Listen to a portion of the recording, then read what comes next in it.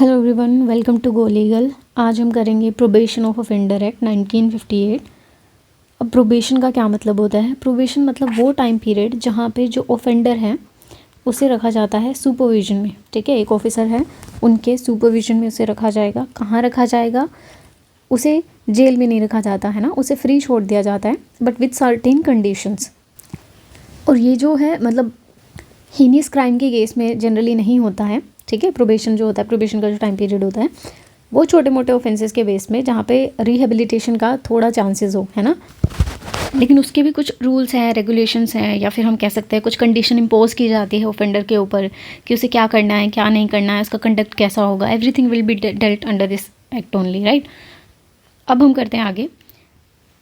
Pre के लिए जो हमें हमेशा याद करना है, एक्ट नंबर 20 और 16 मई 1958 को प्रेसिडेंशियल असेंट मिल गई थी। अब है an act to provide for the release of offenders on probation period पे और after due admonition and for matters connected therewith. Admonition means उसको हम फर्म वार्निंग दे के छोड़ देते हैं, है ना, या कंडीशंस लगा देते हैं कुछ इस तरीके से। सही है। अब है शॉर्ट टाइटल एक्सटेंड कमेंसमेंट। ये हमें बताइए प्रोबेशन ऑफ ऑफेंडर एक्ट 1958 का है, होल ऑफ इंडिया पे एक्सटेंड है। और जब स्टेट गवर्नमेंट ने जिस भी स्टेट में इसे रेटिफिकेशन दी होगी वहाँ पे वो अप्लाई हो गया होगा। अब जनरली क्या होता है, सेंट्रल गवर्नमेंट। ठीक है, तो ये आपका पॉइंट ऑफ कंसिडरेशन है कि यहाँ पे ये चीज़ हमें ध्यान रखनी है। नेक्स्ट है हमारा डेफिनेशन। 4 ही डेफिनेशन है, ज़्यादा नहीं है। कोड का मतलब कोड जहाँ भी वर्ड आएगा, कोड ऑफ क्रिमिनल प्रोसीजर। और अब तो हमारा आ गया है BNSS। सही है, ये अपने आप करेक्शन करते रहना आप। प्रोबेशन ऑफिसर कौन होगा? जो सेक्शन 13 में जिसे अपॉइंट किया जाएगा वो होगा। ठीक है, आगे हम पढ़ेंगे अच्छे से।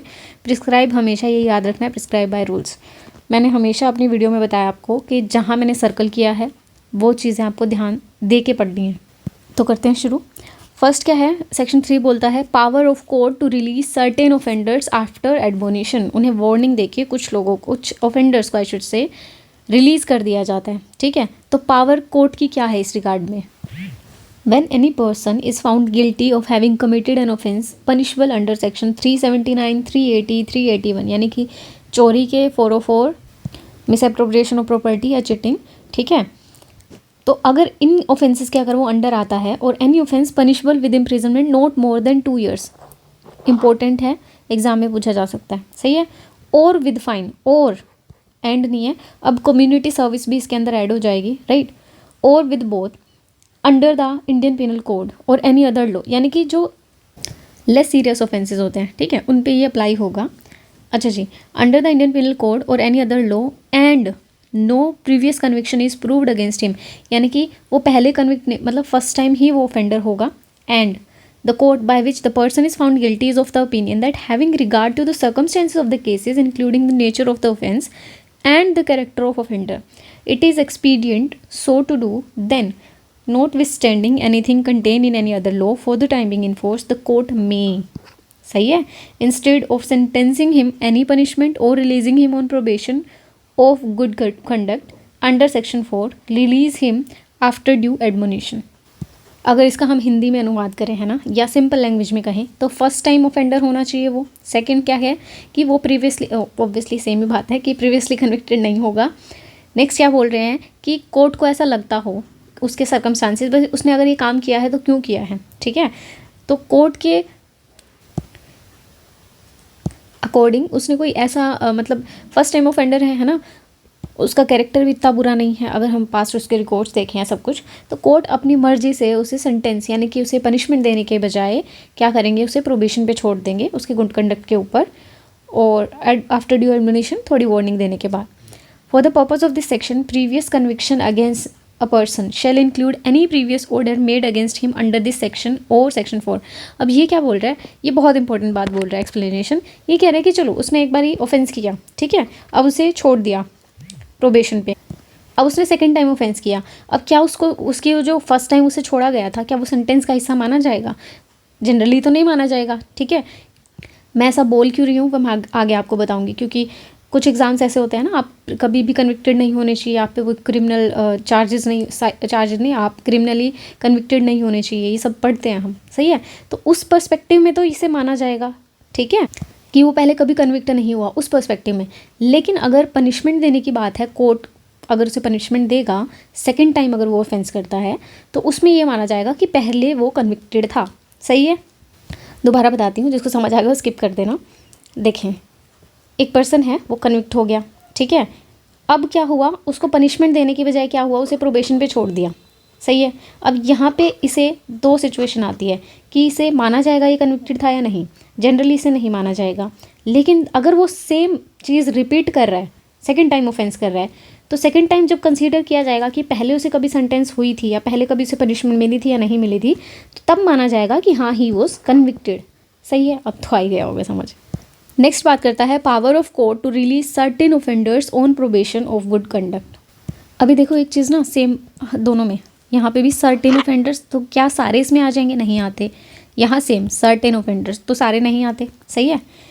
क्या बोल रहा है, when any person is found guilty of having committed an offence not punishable with death or imprisonment for life, and the court by which the person is found guilty of the opinion that having regard to the circumstances of the cases including the nature of offence and character of offender, it is expedient to release him on probation of good conduct, then notwithstanding anything contained in any other law for the timing in force, the court may instead of sentencing at once to any punishment, एकदम से उसे punishment देने की बजाय direct that he be released on his entering into a bond with और without surety. अब दोनों में सेक्शंस में क्या फ़र्क है, थर्ड में क्या, जो सेक्शन 3 है उसमें क्या कह रहा है, 2 साल की पनिशमेंट। सही है, 2 साल या उससे कम। यहाँ पे कह रहा है कि not punishable with death punishment नहीं होनी चाहिए, उसकी जो ऑफेंस वो करेंगे उसकी जो पनिशमेंट है वो डेथ सेंटेंस नहीं होनी चाहिए। सेकेंड, पनिशमेंट फॉर या इम्प्रिजनमेंट फॉर लाइफ नहीं होनी चाहिए। उन केसेस में क्या किया जा सकता है, यहाँ पे ध्यान से देखना है हमें। ये कह रहे हैं कि instead of sentencing him at once, एकदम से उसे सज़ा देने की बजाय to any punishment direct that he will be released on his entering into the bond, यानी कि उसे रिलीज़ कर दिया जाएगा। किस पे, बॉन्ड पे रिलीज़ कर दिया जाएगा। विद और विदाउट श्योरिटी दोनों हो सकता है। ठीक है, मैं कंसीडर करके चल रही हूँ, आपको पता है विद और विदाउट श्योरिटी का मतलब क्या है। नेक्स्ट है to appear and receive sentence, उसे छोड़ दिया गया। ठीक है, उस बॉन्ड में क्या है कि जब उसे बोला जाएगा ही विल अपीयर, और अपनी जो सेंटेंस है वो पूरी करेगा। व्हेन कॉल्ड अपॉन, जब उसे बुलाया जाएगा। Such period not exceeding 3 years, ये इंपॉर्टेंट है कि 3 साल से ज़्यादा का वो पीरियड नहीं होना चाहिए as the court may direct. And in the meantime to keep the peace and to be of good behaviour, यानी कि जब उसे प्रोबेशन पे छोड़ा जाएगा तो वो अपने बेस्ट बिहेवियर में रहेगा बाहर। ऐसा नहीं है कि बाहर जाते भी उसने गुंडागर्दी शुरू कर दी, ऐसा नहीं होगा। सही है। तो 3 और 4 में क्या फ़र्क है कि वहाँ पे क्या है 2 साल वाला, और यहाँ पे क्या है डेथ सेंटेंस और इम्प्रिजनमेंट फॉर लाइफ। राइट, आगे क्या बोल रहा है proviso, that the court shall not direct such release of an offender unless it is satisfied that the offender और his surety if any has a fixed place of abode और regular occupation in the place over which the court exercise jurisdiction or in which the offender is likely to live during the period for which he enters into the bond। सीधे साफ सरल शब्दों में ये बोल रहा है कि अगर जो ऑफेंडर है या श्योरिटी है उस कोर्ट की ज्यूरिसडिक्शन के अंदर रह रहे हैं तो ठीक है, उसे रिलीज़ कर दिया जाएगा। लेकिन उसके बाहर वो अगर बिजनेस कंडक्ट कर रहे हैं, रह रहे हैं, वट, ठीक है, तो उसे नहीं किया जाएगा। अब क्या कह रहा है ये, before making any order under subsection 1, court जो है कंसीडर करेगा उस रिपोर्ट को जो probation officer, concerned probation officer है, उस केस के रिलेटेड प्रेजेंट करेगा to the court. Right, next है when an order under subsection 1 is made the court may if it is of the opinion that in the interest of the offender. अरे मैं इसे ना simply बताती हूँ आपको। सही है, इसमें ये कह रहा है कि देखो विद और विदाउट श्योरिटी है वो तो चलो ठीक है, लेकिन अगर कोर्ट को लगता है तो कोर्ट एक पर्सन है जिसे हम प्रोबेशन ऑफिसर बोलते हैं, उसे अपॉइंट करेंगे और वो सुपरवाइज करेगा किसे, जो ऑफेंडर जिसे हमने बाहर छोड़ा है उसके काम को, वो क्या कर रहा है, कैसे रह रहा है ना, मतलब उसके गुड कंडक्ट को वो सुपरवाइज करेगा। कब तक, नॉट लेस देन 1 year। ये आपको याद रखना है, it is a question of pre. Right, और उसके अलावा अदर कंडीशन अगर इम्पोज करना चाहे तो कोर्ट कर सकता है। सही है। देखो जब हमने फर्स्ट वो किया था, सबसेक्शन 1 किया था, वहाँ पे क्या है कि इसे हम रिलीज़ कर रहे हैं, उसके लिए विद और विदाउट श्योरिटी होना ज़रूरी है। सेकंड, यहाँ पे क्या कह रहा है 4th में कि अगर उसे किसी कंडीशन पे छोड़ा जाता है तो उसके लिए भी उसे बॉन्ड साइन करना पड़ेगा विद और विदाउट श्योरिटी। राइट, और उस कंडीशन में कुछ भी हो सकता है, आप ये करेंगे या ये नहीं करेंगे, इस एरिया से बाहर नहीं जाएंगे, या हम जैसे देखें रेजिडेंस, भाई इस एरिया में आपको रहना है, इधर से आप बाहर नहीं जा सकते।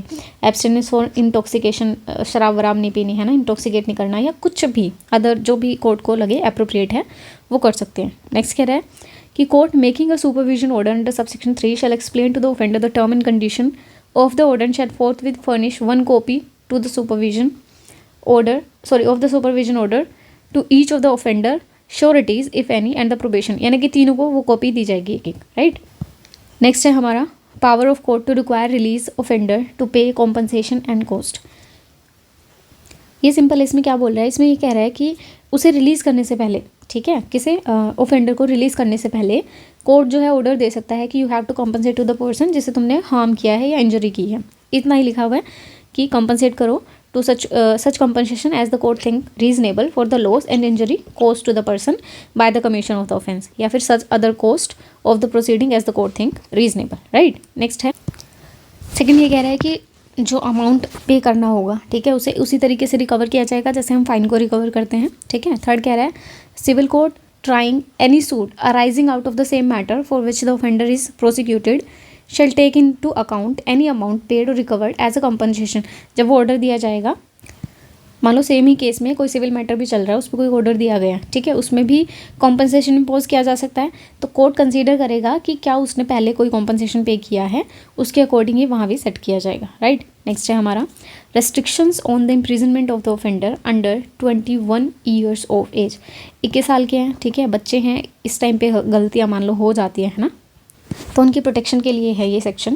कह रहा है कि when any person under 21 year of age is found guilty of having committed an offence punishable with imprisonment but with not with imprisonment, किसी का मर्डर करके आ गया है ना, वो तो नहीं आप माफ़ कर सकते, सही है।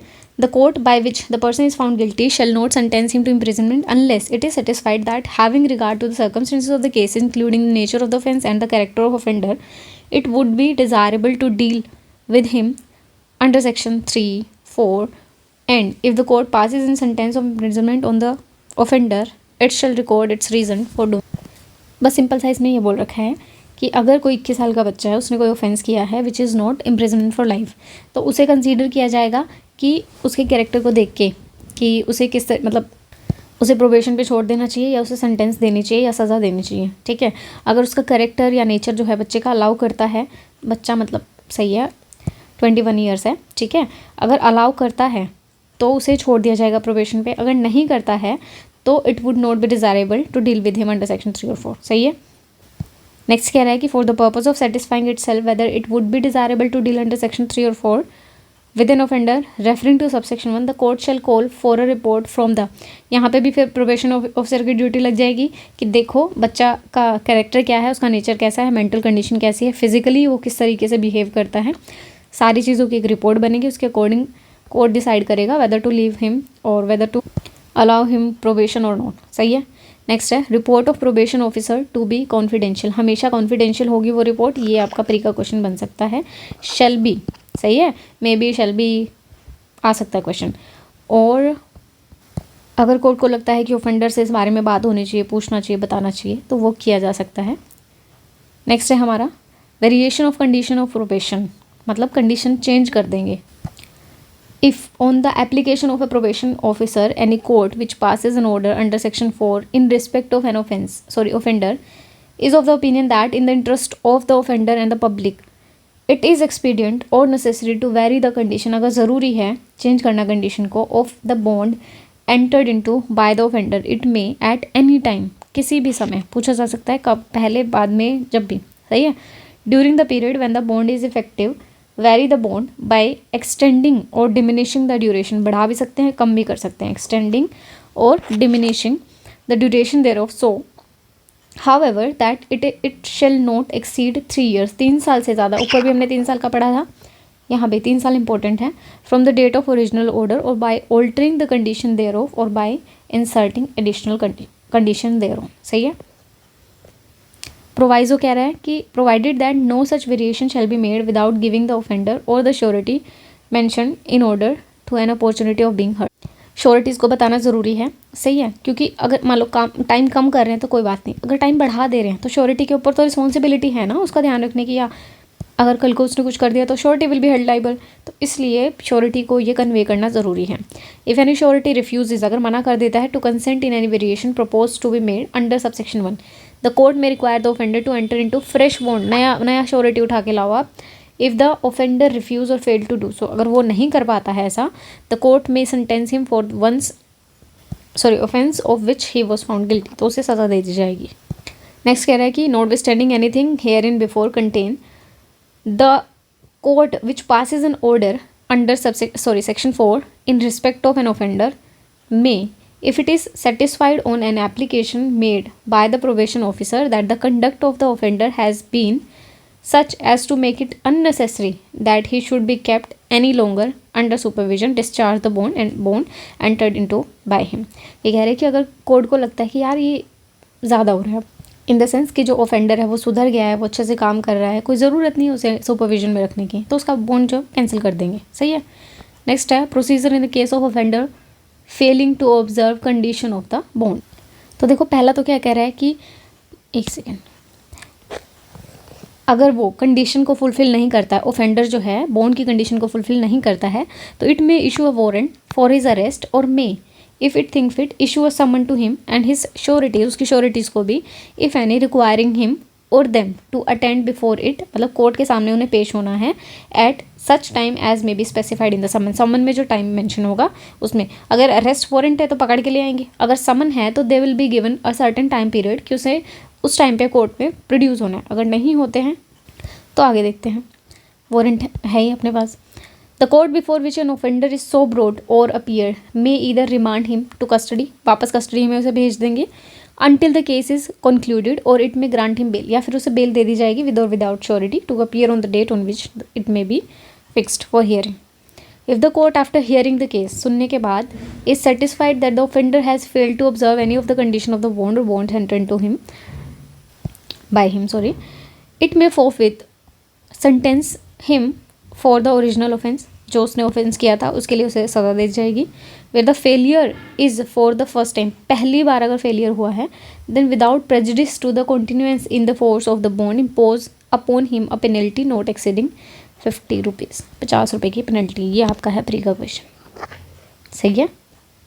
और ये क्या उसकी सेंटेंस कम हो जाएगी, ज़्यादा हो जाएगी, ओरिजिनल ऑफेंस की अकॉर्डिंग सज़ा मिलेगी, क्वेश्चन आ सकता है। सही है। नेक्स्ट है if a penalty impose under clause b of subsection 3 is not paid, अगर पे नहीं करता है within such time period as the court may fix, court may sentence the offender for the original offence. मतलब ज़्यादा कोई rocket science नहीं है, simple सी बात है। अगर तुमने कहना माना है तो अच्छी बात है, ठीक है, चलता रहेगा कि अब तक तुम्हारी सज़ा कम कर दे, ख़त्म कर दे, या तुम्हें मतलब आपका सुपरविजन हटा दे, आपका वारंट कैंसिल कर दे, सब कुछ कर दे। अगर नहीं मानोगे तो आपको या तो वारंट भेजे जाएंगे या समन भेजे जाएंगे। समन के according you have to present to the court, अगर नहीं प्रेजेंट होते हो तो अगेन वारंट, ठीक है। और अगर प्रेजेंट हो जाते हो तो आपका केस सुना जाएगा, अगर गिल्टी पाए जाओगे तो आपको ओरिजिनल ऑफेंस के अकॉर्डिंग सज़ा मिल जाएगी।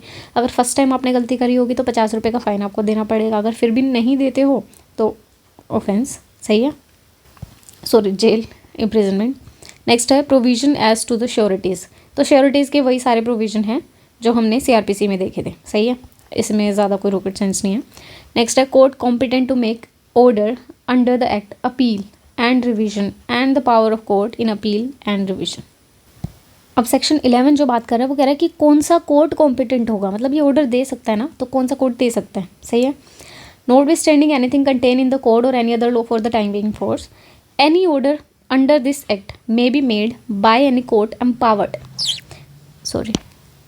जो एम्पावर है उसे ट्राई करने के लिए, and sentence the offender to imprisonment पे भेजने के लिए, यानी कि जिसके पास ट्रायल जाएगी, ठीक है, वही उसी के पास पावर है कि वो उसे प्रोबेशन पे भेज सकता है।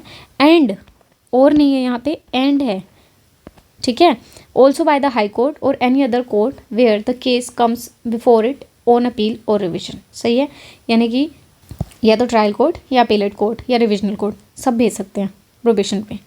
Notwithstanding anything contained in the code where an order under section 3 or section 4 is made by any court trying the offender other than the high court, सही है, and appeal shall lie to the court to which the appeal originally या ordinarily lie from the sentence of the former court। यानी कि अगर ऐसा कोई order trial court ने दे दिया तो उसकी अपील कहाँ जाएगी, क्योंकि सेकंड पार्टी तो जो है, जो अपोजिट है, ओपोनेंट है जिसे हम बोलते हैं, वो तो अपील करेगी। तो अपील कहाँ जाएगी? ट्रायल कोर्ट करेगा तो मतलब जो भी नेक्स्ट अथॉरिटी होगी उसके पास जाएगी। तो सिमिलर केस में in any case where any person under 21, 21 साल का जो बच्चा है, मेन प्रोविजंस के हैं तो ध्यान से पढ़ना। Of the is found guilty of having committed an offence and the court by which he is found guilty declines to deal with him under section 3 and section 4 and passes sentence against him any sentence of imprisonment with or without fine from which no appeal lies and is preferred, then notwithstanding anything contained in the code or any other law, the court to which appeal originally या ordinarily lie from the sentence of the former court may either of its own motion or on the application made to it by the convicted person or the probation officer call for or examine the record of the case and passes such order thereon as it think fit। बड़ी सारी कहानी है, इसको simple समझते हैं। क्या कह रहे हैं? ये बोल रहे हैं कि अगर 21 साल के बच्चे ने, मतलब 21 साल तक के, ठीक है, सारे आ रहे इसमें, अगर उसने कोई ऑफेंस किया है, ठीक है, और ऐसा ऑफेंस किया है जिसकी कोई अपील नहीं है, तो क्या करेंगे? उसके बावजूद भी अगर जो ट्रायल कोर्ट है उसे सेक्शन 3 और सेक्शन 4 में नहीं ट्राई करता है, ठीक है, या डिक्लाइन कर देता है कि भाई मैं तो इसे प्रोबेशन पे नहीं भेजूंगा, तो उसकी अपील जो है नेक्स्ट कोर्ट में, ठीक है, जो भी अपीलेट कोर्ट होगा उसका ऑर्डिनरीली, सही है, वहीं पे उसकी अपील भी हो सकती है, या तो खुद से ही जो अपीलेट कोर्ट है वो कॉग्निजेंस ले सकता है, या कन्विक्टेड पर्सन जो है वो जाके प्रोबेशन के लिए एप्लीकेशन फाइल कर सकता है, या प्रोबेशन ऑफिसर भी ये काम कर सकता है। अब ये नॉर्मल है, ठीक है, ऑन मोशन भी चल जाएगा कन्विक्टेड पर्सन। यहाँ पे ये कन्फ्यूज़न हो सकती है कि क्या प्रोबेशन ऑफिसर कर सकता है, नहीं कर सकता, यहाँ फंसोगे तो माफ कर लो, सही है। नेक्स्ट है when an order had been made under section 3 and section 4 in respect of the offender, the appellate court or the high court in the exercise of his power of revision में set aside, तो वो set aside कर सकती है, बस जो revisional court है वो सेट असाइड कर सकता है, इतना ध्यान रखना है आपको। Provided that the appellate court और the high court in the revision shall not inflict a greater punishment जो है बढ़ा नहीं सकते हैं than might have been inflicted by the court by which the offender was, यानी कि वो कम कर सकते हैं, ठीक है, ज़्यादा नहीं कर सकते, बस इतनी सी याद रखनी है। नेक्स्ट है हमारा removal of disqualification attaching to the conviction. जो मैंने आपको पहले बात बताई थी ना, वो यही है। देखो डिस्क्वालिफिकेशन क्या होता है कि अगर आप किसी भी ऑफेंस में, क्रिमिनल ऑफेंस में कन्विक्टेड हो, तो कुछ ऐसे हमारे गवर्नमेंट एग्जाम्स होते हैं, हम नहीं दे सकते, सही है, या हमारे डॉक्यूमेंट वेरिफिकेशन के टाइम दिक्कत आती है, पुलिस वेरिफिकेशन के टाइम दिक्कत आती है। तो इस अगर सेक्शन 3 और सेक्शन 4 में आप फॉल कर देते हो और आपको प्रोबेशन पे छोड़ दिया जाता है, तो इस केस में आप कन्विक्टेड नहीं माने जाओगे, सही है। नेक्स्ट है प्रोबेशन ऑफिसर्स कौन होंगे, कैसे अपॉइंट होंगे। तो क्या बोल रहा है? A probation officer under this act shall be a person appointed to be a probation officer by state government और recognised as such by the state government. अब कौन कर सकता है? स्टेट गवर्नमेंट, सेंटर नहीं कर सकती। प्री का क्वेश्चन आपका, सही है। नेक्स्ट है a person provided for this purpose by the society reorganised in this behalf by, recognised. तो स्टेट ने अगर किसी सोसाइटी को रिकॉग्नाइज किया है, सही है, कि वो प्रोबेशन ऑफिसर हमें प्रोवाइड कर सकते हैं, तो वो भी इसमें फॉल करेंगे। In any exceptional cases any other person who in the opinion of the court is fit to act as a probation officer in the special circumstances of the cases. तो इसमें कोई अदर पर्सन भी हो सकता है, चाहे वकील हो, कोई भी हो, सही है। नेक्स्ट है हमारा a court which passes an order under section 4 or the district magistrate of the district in which the offender for the time being reside may at any time appoint any probation officer in the place of the person named in the supervision order। इसमें कुछ नहीं है, बस ये बोल रहा है कि कोर्ट जो है वो पास कर सकता है सेक्शन 4 के अंदर ऑर्डर, ठीक है, किसी भी time at any time appoint कर सकता है प्रोबेशन ऑफिसर को, कहाँ पे? उसी प्लेस में जहाँ पे सुपरविजन ऑर्डर में नाम है उसका, सही है। नेक्स्ट है एक्सप्लेनेशन देख लेते हैं। For the purpose of this section a presidency town shall be deem to be a district. अब इसकी ज़रूरत नहीं है क्योंकि है नहीं presidency town. A probation officer in the exercise of his duties under this act shall be subject to the control of the district magistrate. अब ये इंपॉर्टेंट है आपका कि किसके अंडर आएगा? डिस्ट्रिक्ट मैजिस्ट्रेट के under of the district in which the offender for the timing in force resided, सही है। तो सुपरविजन मतलब प्रोबेशन ऑफिसर के ऊपर सुपरविजन किसका होगा? डिस्ट्रिक्ट मैजिस्ट्रेट का होगा। नेक्स्ट है ड्यूटी ऑफ प्रोबेशन ऑफिसर। क्या क्या ड्यूटीज़ है? Probation officer shall subject to such condition and restriction as may be prescribe, inquire करेगा in accordance with the direction of the court, court ने जैसे direct किया है, into the circumstances and the home surrounding of any person accuse, यानी कि मतलब पड़ोस में पूछेंगे कि कैसा है कंडक्ट, कैसा है ये वो सब सारी इंक्वायरी जो है वो की जाएगी by the probation officer. Next है हमारा supervise the probationers and the other persons placed under his supervision और where the necessary endeavour to find them suitable employment, यानी कि उनके लिए कोई काम धंधा ढूंढा जाएगा by the probationers, sorry probation officer. Advise और assist the offender in the payment of the compensation, और कोर्ट को जो कॉम्पनसेशन देनी है उन्हें एडवाइज करेगा या असिस्ट करेगा कि किस तरीके से उन्हें पेमेंट करनी है। Advise and assist in such cases in such manner as may be prescribe person who have, मतलब मेन काम क्या है उसका, कोर्ट को असिस्ट करना और उन्हें सुपरवाइज करना और उन्हें असिस्ट करना, बस यही काम है। नेक्स्ट है probation officer to be public servant, बस इतना याद रखना है कि वो पब्लिक सर्वेंट के कैटेगरी में आएंगे। नेक्स्ट है protection of action taken in good faith, अगर गुड फेथ में कोई भी एक्शन लेता है कौन, प्रोबेशन ऑफिसर या स्टेट गवर्नमेंट, तो उनके अगेंस्ट कोई भी लीगल कार्यवाही नहीं होगी या लीगल प्रोसीडिंग नहीं होगी, ना सिविल ना क्रिमिनल। नेक्स्ट है हमारा पावर टू मेक रूल्स, किसकी पावर है, स्टेट गवर्नमेंट में विद द अप्रूवल, ये इंपॉर्टेंट हो जाता है अब आपके लिए, विद द अप्रूवल, ठीक है, क्वेश्चन आ सकता है विद द कॉन्करेंस आ सकता है, विद अप्रूवल आ सकता है, इन कंसिडरेशन आ सकता है, कोई भी मतलब 4 ऑप्शन बनाने बना देंगे, सही है, तो you need to focus on it. By the notification the official gazette make rules to, अरे यार बस तुम्हें इतना याद रखना है, state government with the approval of central government, बाकी याद करने की कोई ज़रूरत नहीं है तुम्हें, सेविंग इसे भी पढ़ने की ज़रूरत नहीं है, सेक्शन से नहीं, ठीक है, बस ये 15, 14, 15 जो भी सेक्शन है ये अच्छे से पढ़ लो। हम कभी कभी क्या सोचते हैं छोटा सा एक्ट है क्या ही पढ़ेंगे, सॉरी क्या ही क्वेश्चन आएंगे, छोड़ देते हैं बाद में पढ़ेंगे, वो बाद कभी नहीं आता, ठीक है, तो अभी 2-3 बार वीडियो रिपीट करके देख लो या खुद से पढ़ लो, तुम्हारी मर्जी है, मैंने तो बना दी वीडियो, सही है। तो नेक्स्ट देखती हूँ कौन सा पढ़ूँगी, उसके अकॉर्डिंग वीडियो बन जाएगी। तो टिल देन बाय, मिलते हैं नेक्स्ट क्लास में।